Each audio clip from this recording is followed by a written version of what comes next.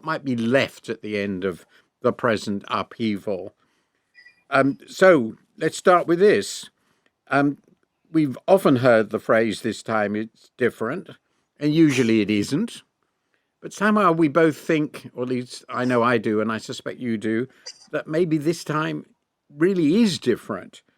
So, do you think when we look back at this period, a few years from now, when you think about what's going on, that the world and the US above all in it will look just fundamentally different?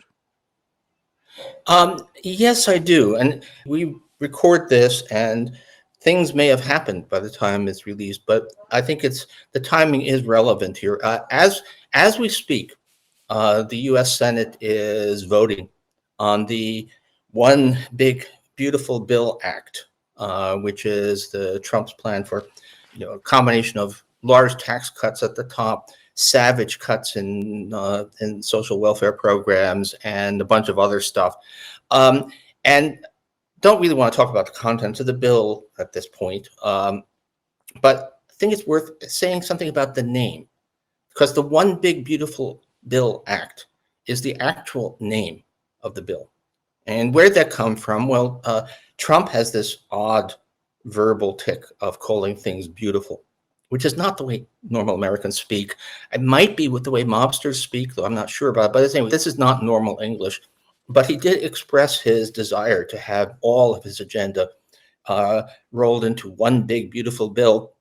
And Congress, both the House and the Senate, have named the legislation the One Big Beautiful Bill Act, which sounds pretty ridiculous. It's kind of just flattering the leader, and that's not the way legislators, not the way people in general talk in republics. It's not what you expect to see. The U.S. senators are traditionally, they're often empty stuffed shirts, pompous, but a kind of dignity was, the appearance of dignity was part of the role. And now, just because the leader used some really strange language, they've picked it up, and that's the name of the legislation, which I think is a lot more telling than people realize. It's not a side detail. It's saying that there's a level of slavish devotion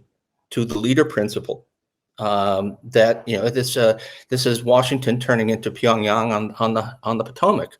Thought that, but wrote it, and it was when Trump announced in, I think, late November or early December 2020 that actually he'd won the election, and there was no question that he'd won the election.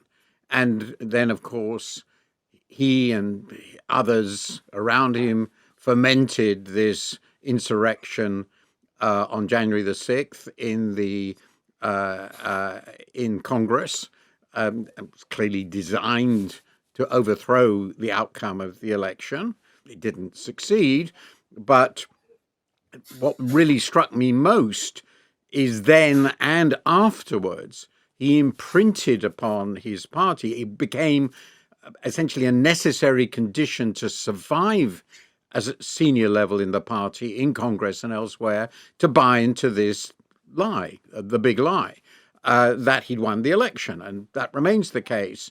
So I then used in a column I think I wrote at the end of January that this is the clearest example I'd seen in my own life of the Führerprinzip, the principle that the leader defines the reality, which of course was a central belief of the Nazis. And the similarity, as you pointed out, is astonishing, and it has been amazingly consistent. And the implications are, of course, absolutely devastating for the survival of democracy. Yeah, and I would add that there's a kind of a Gresham's law, certainly on the Republican side in U.S. politics. Gresham's law says that bad money drives out good. If you have a mixture of counterfeit, dubious, debased coins and genuine ones in circulation, well, people hang on to the good coins, and all that's left in circulation are the bad coins. You are, sincere, conservative, Republican, but can't stand this kind of fundamentally unrepublican stuff, you leave. The people who are still there are the people who are willing to put up with this. And so, been a lot of jokes that next thing Trump is going to try to make his horse consul, which is probably a slander against Caligula, by the way. But that's the kind of atmosphere we're in. I actually agree with you that this is the fundamental change, and it's the change I wrote about back in a column which I said Donald Trump is how great republics meet their end, because ultimately the core of Republican politics is that everybody engaged is in some sense his or her own master or mistress. They feel they're accountable to themselves. They are not slaves of some leader who tells them what to do and what to think. And if necessary, you vote against your party. You vote against because that's what you're there for. Even our members of parliament, who are famously slavish, have done that on many occasions. But what we're seeing now with this really quite obscene bill, which you referred to, quite an astonishing bill in its the savagery of its regressive economics and politics, and the extent to which it betrays the people who voted for him so blatantly. This is the outcome of that sort of politics, the politics in which you follow the leader. And in the way, everything else we're seeing, the attacks on institutions, the attacks on the law, the attacks on international treaties, all that emanates from the fact that the leader's word, his will, his word is the law. Yeah, I mean, it's crazy to be saying that, now here in the 21st century. But so